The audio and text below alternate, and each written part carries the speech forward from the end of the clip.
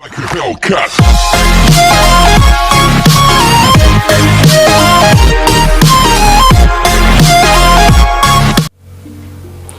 साथियों नमस्कार, मैं संदीप द्विवेदी, राज्य प्रेरक संघ अध्यक्ष छत्तीसगढ़, और मैं आपके सामने प्रेरकों के जो सवाल है उनका उत्तर देना चाहूंगा। और मैं चाहता हूं कि जो प्रेरक अभी तक के मेरे चैनल को सब्सक्राइब नहीं किए हैं, सब्सक्राइब कर लें।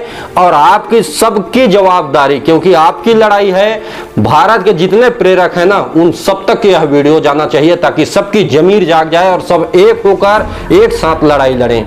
साथियों, बहुत सारे फोन आते हैं जब मैं सुबह उठाता हूं, सुबह शाम तक के मेरे पास फोन आते हैं जिनमें कुछ सवाल होते हैं कि हमारा कब तक होगा, ये रोजगार हमको कब तक मिल जाएगा, होगा कि नहीं होगा। तो साथियों, मैं बता दूं कि छत्तीसगढ़ में 16,802 प्रेरक जो हैं उनका मैं नेतृत्व करता हूं, और उसमें जितने लोग लड़ना चाहते हैं वो सभी मेरे साथ जुड़े हुए हैं।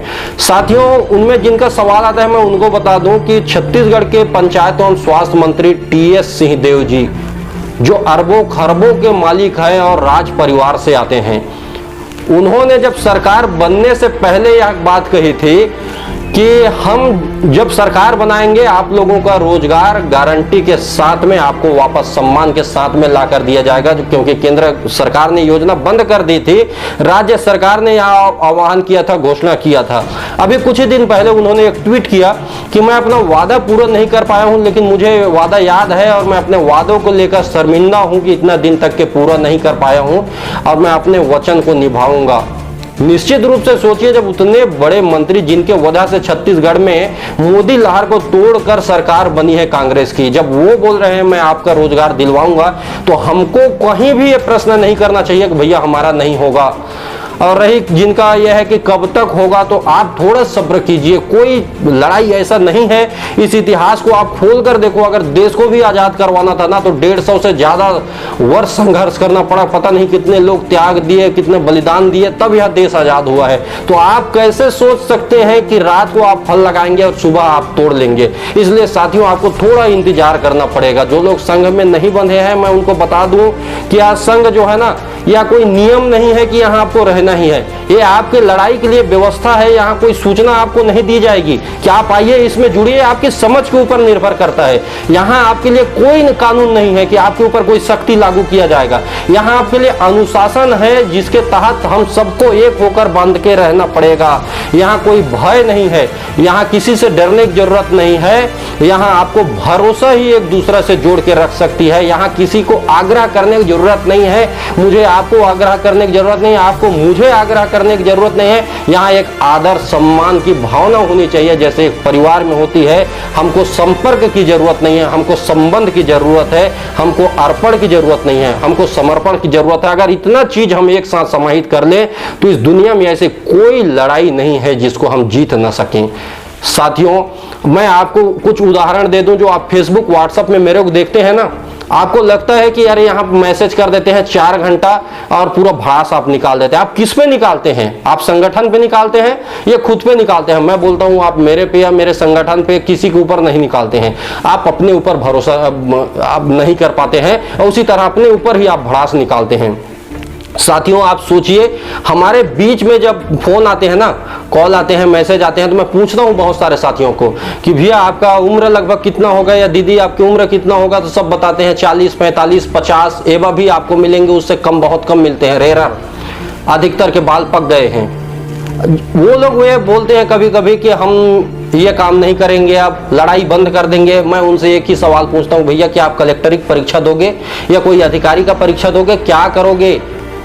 आपके पास अब ऑप्शन नहीं है। आपकी एज लिमिट जो शासकीय जॉब में जाने की थी, वो सरकार ने बर्बाद करके आपको अपंग बना के बैठा दिया है, और आप इस समय बोलते हो कि मैं नहीं लड़ूंगा, दूसरा लड़े, मैं उनका फल खाऊंगा। तो यह सबसे बड़ी मूर्खता भरी क्वेश्चन होती है। साथियों, 2 तरह के मेरे पास फोन आते हैं, एक महिला प्रेरकों के, एक पुरुष प्रेरकों का। जब मैं महिलाओं से बात करता हूं, बहनों से बात करता हूं, तो वो बोलती हैं कि आप संगठन में आगे बढ़िए, आपका लड़ाई बहुत अच्छा है, हम आपके साथ हैं। और वहीं जब पुरुष भाइयों के कुछ लोगों को मैं अगर बात करूं, तो जब उनका फोन, जैसे ही मैं हेलो बोलता हूं ना, तो उधर से कॉल का जवाब आता है, हमारा कब तक होगा, हम निराश हो चुके हैं, हमारा परिवार बर्बाद हो जाएगा, वो मेरे पे डिपेंडेंस दिखाते हैं, जबकि वो क्वेश्चन हम खुद सरकार के पास रखते हैं।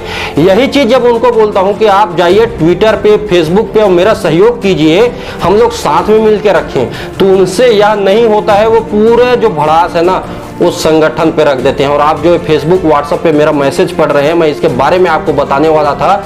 आपको बता दूं कि जुकरबर्ग जो फेसबुक के संस्थापक है ना, उनकी महिला मित्र ने उनको एक सोशल नेटवर्किंग पे ब्लॉक कर दिया। उनको कोई उम्मीद नहीं थी, वो हताश निराश बैठे थे कि मेरा कोई साथ देने वाला नहीं है। उन्होंने संघर्ष किया और एक दिन फेसबुक बनाया, जिससे आज पूरी दुनिया एक दूसरे से जुड़ी है। जान हो अनजान हो, परिचित हो, देश हो विदेश में हो, जहां हो ना, एक दूसरे के साथ जुड़े हैं। अगर आप सोचते हैं मैं गरीब हूं, गांव का हूं, मैं लड़ाई नहीं लड़ सकता हूं, मेरे जगह में और कोई लड़ने वाला है, तो आपको मैं बता दूं कि जैन कौम आप जानते हैं कौन है? वो आपका व्हाट्सएप जो चला रहे हैं ना, जो बना हुआ है, वो उन्होंने ही बनाया है। उनकी माँ दूसरे के घर पे जाके झाड़ू पोछा करती थी और वो फिर भी निराश नहीं हुए, अपने गरीबी को हरा के एक दिन व्हाट्सएप के निर्माण किया और पूरी दुनिया आज वहां पे आके एक परिवार की भांति रहती है। साथियों, अगर हम यहाँ इनको उपयोग करके, उनके आदर्शों को न ग्रहण करके अगर हम टूटे, तो यह शायद हम लोगों के लिए बहुत बड़ी चिंतनीय समस्या है। इसलिए मैं चाहता हूं कि आप सब एक हों। अगर हम एक परिवार की भांति होंगे, एक समग्र लड़ाई लड़ेंगे, दुनिया में कोई ऐसी ताकत नहीं है हमको हरा सके। अगर हम खुद सोच रहे हैं क्या हम नहीं जीत पाएंगे, तो हमारे लिए कौन लड़ेगा? आज आप देखेंगे कि छत्तीसगढ़ में आम आदमी पार्टी के प्रमुख कोमल हुपेंडी जी हमारे लिए 11 दिन से अनशन पे हैं और हर बार यही बोलते हैं, हर न्यूज, हर मीडिया में बोलते हैं, सरकार के पास लिखित दे रहे हैं कि प्रेरकों को उनका हक मिलना चाहिए। रात को एक ट्वीट आया अमित जोगी जी का, उनके पिताजी स्वर्गीय अजीत जोगी जो पूर्व मुख्यमंत्री थे हमारे, उन्होंने सदन में एक बात कही थी कि जो वादा किया है निभाना पड़ेगा।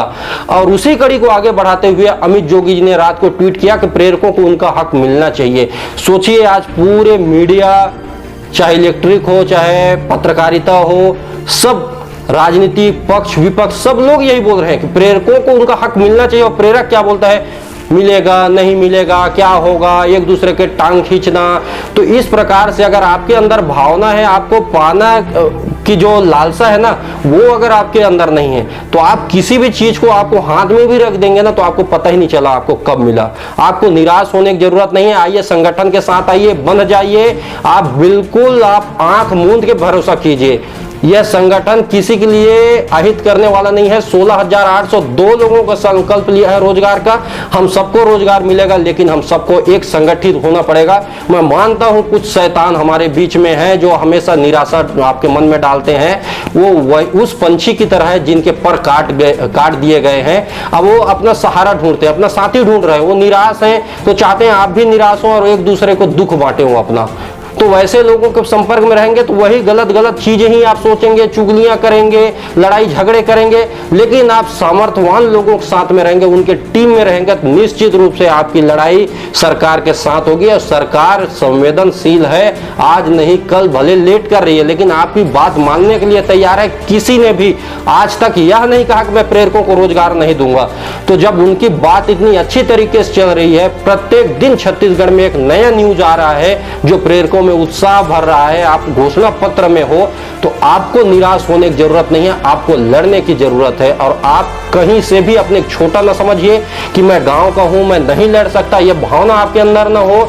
आप आर्थिक रूप से कमजोर हैं या अन्य किसी प्रकार के शारीरिक समस्या से ग्रस्त हैं, यह चीज मत सोचिए।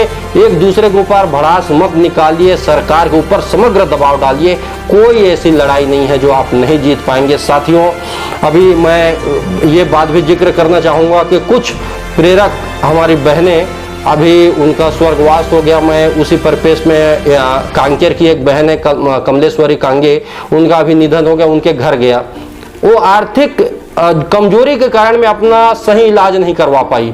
26-27 साल की बच्ची थी, कहीं ना कहीं पैसों के अभाव थे, अच्छे इलाज न मिल पाने के कारण में उसका स्वर्गवास हो गया। मैं बहुत डरा सहमा उसके घर में गया, लेकिन जब घर में गया ना तो उसके भाई, उसके माँ, सब लोग यही बोले कि मेरी बच्ची को पूरा उम्मीद था कि इस प्रेरकों की लड़ाई जीती जाएगी और मैं चाहता हूँ कि आपकी लड़ाई विजय के साथ हो, विजय के साथ में उसका अंत हो।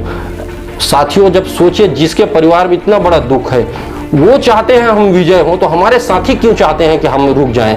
तो इसीलिए मैं बोलता हूं कि आप आइए, समग्र दबाव डालेंगे, आलोचनाओं को छोड़ दीजिए, एक दिशा में जाइए, एक आदमी के गाइडेंस जो भी मिलेगा उसको हम लोग फॉलो करेंगे और इस विजय की जो गाथा है, जो असंभव की लड़ाई है, उसको संभव करके दिखाएंगे। धन्यवाद।